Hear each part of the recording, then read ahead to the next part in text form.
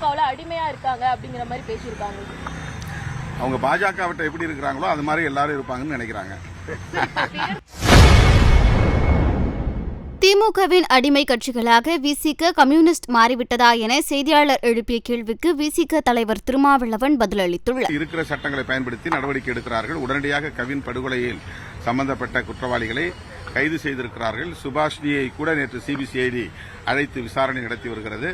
ஆகவே ஏற்கனவே இருக்கிற சட்டத்தின் அடிப்படையிலான நடவடிக்கைகளை எந்த பாரபட்சமும் இல்லாமல் முதலமைச்சர் அவர்கள் மேற்கொண்டு வருகிறார் என்று நாங்கள் பெரிதும் நம்புகிறோம்.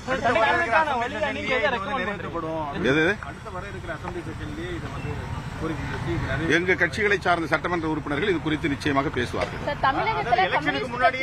அடிமையாக இருப்பதாக எதிர்க்கட்சி தலைவர் பேசியிருக்காங்க. யார் எதிர்க்கட்சி தலைவர் கம்யூனிஸ்ட் கட்சிகள் திமுகவுல அடிமையா இருக்காங்க அப்படிங்கிற மாதிரி பேசியிருக்காங்க. அவங்க பாஜகவிட்ட எப்படி இருக்கிறாங்களோ அது மாதிரி எல்லாரும் இருப்பாங்கன்னு நினைக்கிறாங்க.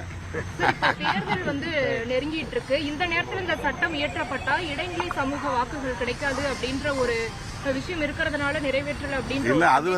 அது ஒரு கற்பனை, அது ஒரு யூகம், அப்படியெல்லாம் கிடையாது. இதுக்காகலாம் மக்கள் உடனே மனம் மாறிட மாட்டாங்க. மக்கள் ரொம்ப விழிப்புணர்வு உள்ளவர்கள், கொள்கை அடிப்படையிலும் சிந்திக்க தெரிந்தவர்கள். யாரை தேர்ந்தெடுக்க வேண்டும், யாருக்கு அதிகாரம் அளிக்க வேண்டும் என்பதை தமிழ்நாட்டு மக்கள் தெளிவாகவே உணர்ந்து வாக்களிப்பார்கள். வெறும் சாதி மத அடிப்படையிலே வாக்களிக்கிற வழக்கம் தமிழ். செய்திகளை உள்ளது உள்ளபடி தெரிந்து கொள்ள ரெஃப்ளெக்ட் நியூஸை சப்ஸ்கிரைப் பண்ணுங்க.